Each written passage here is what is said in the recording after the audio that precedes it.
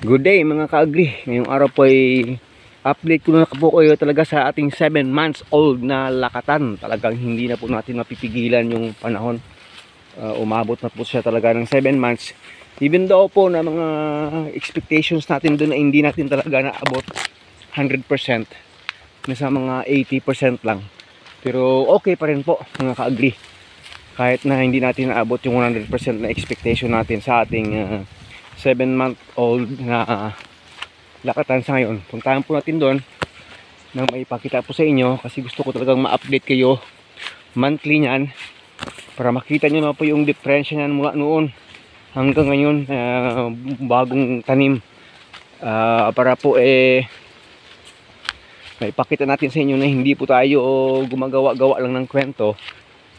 Yan po, kita na po dito, daan po tayo dito sa ating organic na gate. organic talaga. Yan na po, kahit na medyo minsan makulimlim yung araw at minsan lalabas na naman yung masakit na sinag niya.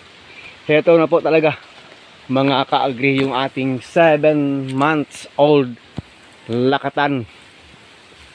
Yung sinasabi po natin sa inyo dati nang tanim tayo nito noon na mostly ay ginamitan natin ng synthetic na mga fertilizers. At the age of 7 months po ay lumabas yung kanyang bunga. Ito yung pinag-iba ng more on organic approach dahil more tayo sa organic fertilizers dahil na po sinasabi natin ng goat manure. Pinapakita lang po talaga na slow release po yung organic compare po sa inorganic fertilizer. Kasi pag inorganic po, pag nilagay dyan sa puno 2 to 3 days, 4 days, pag natunaw yung abono, kakain talaga kaagad yung saging at sisipa talaga kaagad sa paglaki at pagtaas ng kanyang mga puno. Pero yung organic approach po, iba po, slow release po siya kasi. Kaya hindi po naabot yung gaya nung expectation natin noon na nag-inorganic tayo, na ginagamitan natin ng maraming urea at saka triple 14. Iba yung dating dito. Ayan po. So, gayon pa man, mas maintindihan natin na mas maganda pa rin ito compare doon kung quality lang ng produkto yung ating hahanapin. Pero siyempre po, pag gawing negosyo, gusto natin mabilis kaagad maging pera. Yun yung gusto natin. Pero dahil kulang na rin tayo ng pambili ng mga inorganic na mga pataba na yon, at marami tayong organic na mga manure dito, nag-resort talaga tayo sa more sa organic approach. At hindi minsan tayo nag-spray dito ng chemicals gaya ng sinasabi natin paulit-ulit na lang sa inyo. So yan po yung itsura na. Ganito na po yung itsura ng ating 7 months old, kahit na yung iba dito ay replaced na rin. Ipakita natin sa inyo maya sa taas na makita ninyo kung magiging anong itsura niya. Compare po dito sa ating 3 months na second area, ganyan lang siya kataas. Pero nang nag-umpisa po tayo dito kasi na mag-video, pagtanim po talaga sa simula ng ating suckers, kita nyo naman po na talagang parang wala pang makikita ditong tanim. Pero sa ngayon ganito na po itsura. So expected po natin pag gumanda pa rin yung timpla ng panahon, ulan at init, papasok po talaga siguro sa 9 months bago magbubunga itong medyo mga matatangkad at saka mga malalaki na gaya po nito. Talagang 2 months pa talaga yung gugugulin nito para magkabunga po ito mga ka-agri. Mataas na siya pero hindi pa siya ganun ready na papalabasin yung kanyang bunga. Kasi nakikita natin nag-i-start pa lang magbibiyak-biyak yung puno. Ibig sabihin nag-i-start pa lang pong maano yung kanyang puso dyan sa loob. Yung puso, yung fruiting. Yan po, bibiyak-biyak po siya, gaya po nito. At saka biglang lalaki ang corm niyan, parang onion, parang mga sibuyas. yung ano niya, yung tawag doon, yung kanyang itsura, diyan pa lang mag-uumpisa So, pero pag umakyat na po yung puso ng saging natin sa loob, makikita natin, magbibigla-bigla na rin itong tatangkal itong ating mga lakatan, mga ka-agri. Tingnan natin kung itsura nito doon sa taas. So, mula po dito sa taas, ganyan na po itsura. Yan po. Yan. Ano natin konti. Yan po. Naka-zoom lang ito ng konti kasi dito tayo sa taas. Banda, gilid-gilid niyang taniman yan, bundok-bundok dito. So ito yung sa taas niya. Pag tingnan natin, pag naka-zoom, yun po. Yan na, yung ating 7 months old na lakatan. So masasabi natin na hindi po masama. Masasabi natin okay na rin. At least na-control po natin yung mga tinamaan ng mga sakit dyan. So ibig sabihin po nasa mga 90% yung talagang mabigyan ng bunga yan pagdating ng araw. So kahit na nagkakasakit yung iba ay nagre-replace at nagre-replant pa rin tayo mga ka-agri. Yan po yung mula dito sa taas na tip sa top tayo ng gilid ng bundok dito. Ito ay hindi na nakasom, yung kaya lang makuna ng ating cellphone. Yan na po talaga yung itsura ng ating lakatan na 7 months old, lalo na po doon sa area niya na matatangkad. Diyan po tayo mag-i-expect na talagang uunang lalabas yung mga bunga niya pagdating ng araw, mga ka-agri.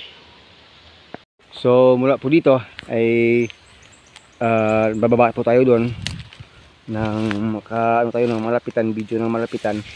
Medyo mataas ng konti itong nakita natin dito, dahan-dahan lang ng konti. Yan po, ayan. Kasi mas maganda po kasi kung makikita natin yung sa taas kung ano na ba talaga itsura ng ating sagingan. So malapit lang po yan dito, yung ating nakatan dyan. Dito lang tayo umakyat, ganyan lang kalapit mga ka-agri. Nasa mga ano lang, 15 meters lang. Kasi itong area po ito ay tatanan din yan dito. Ito yung magiging last part na area dito na tataniman natin. Pag dyan ay nalinis na at malinis na din sa taas, makuha yung ibang mga kahoy dyan para hindi makasagabal yung kanyang lilim pag lumaki yung ating mga saging, mga ka-agri. So yon, sana po ay nakapagbigay konting kaligayahan sa inyo yung ating pagbibideo dito sa ating 7 months old na lakatan. Itong iba, mga replace na lang ito. Yung mga maliliit ay talagang replace po yan. Dahil tinamaan po yan ng mga sakit, banshee top. Kaya po dito, tinamaan po yan. Dito yung replace natin. Ayan po. At ating panalangin ng sana ay dire-diretso ito. At magiging magandang pagbunga nito. Para naman po bawi po tayo sa ating pag-aalaga nitong ating saging na lakatan dito. Itong isa, palagay ko talagang andyan na yung bunga biyak na yung puno Paakyat na yung puso niyan. Mga 2 months from now, expectation po natin 2 months from now ay maglalabas na po ng bunga yung mga malalaking puno niyan dito, mga ka-agri. Yun mga ka-agri, ito na po talaga, pumasok na po talaga ng 7 months old. As I have said earlier po, sana naman ay patuloy po itong magdidiligan ng tubig ulan dahil kasi rain-fed area po yan dito. Sana ay maawa yung Panginoon, pero alam natin madidiligan kasi mayroon po tayong tinatawag na La Nina this first quarter of the year 2025. Pero most probably po ay talagang madidiligan po ito ng diretso. Baka pa nga po kasi sobra yung tubig natin dahil sa La Nina. Pag ganun po, talagang itong ating area ng lakatan dito ay talagang mapapakaginabangan po talaga natin mga ka-agri. Nag-umpisa lang tayo noon ng ganito kalaki. Pero ngayon, yun po, talagang 7 months old na yung unang tanim natin doon sa taas. So, hindi na po natin pagpatagalin sa ating video. Maraming salamat na lang po.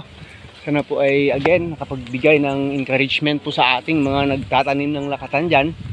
Ito inyong kaibigan pa rin, Agritechnics TV po. Nagpapasalamat sa patuloy ninyong pagtangkilik ng ating mga video. Sana po ay na-encourage yung marami nating mga kaibigan na farmers dyan. Pwede po talaga magtanim ng lakatan na organic approach. Lalaki at lalaki po talaga yung ating lakatan, mga ka-agri. Kahit na sinasabi ng iba na mahirap daw alagaan pag hindi mag-spray ng chemicals. Pero ito po, na-prove po natin. We are not spraying chemicals here, kundi wood vinegar lang po talaga. Umabot na po tayo ng 7 months. Konting kembot na lang, 2 buwan, 3 buwan. Papakita natin sa inyo from now. March, may bunga na po yan dito. Mag-March, may lalabas ng bunga talaga. Mga kaagri. Hindi na yan mapipigilan talaga. Kasi nga, ganito na po sila taas kasi sa ngayon. So, once again, maraming salamat. This is your friend, Agritechnics TV po. Hindi na po tayo magtatagal. Maraming salamat at God bless us all. Mabuhay ang magsasakang Pilipino pa rin at pa rin. Bye-bye!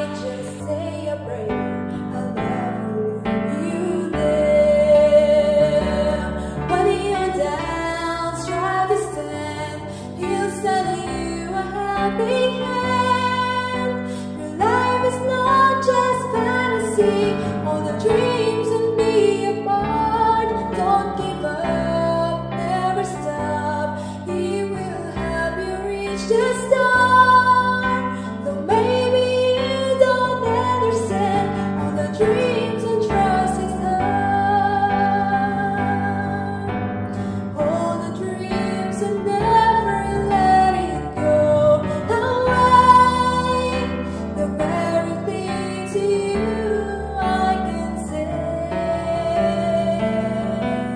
Dust yourself from falling, just go on.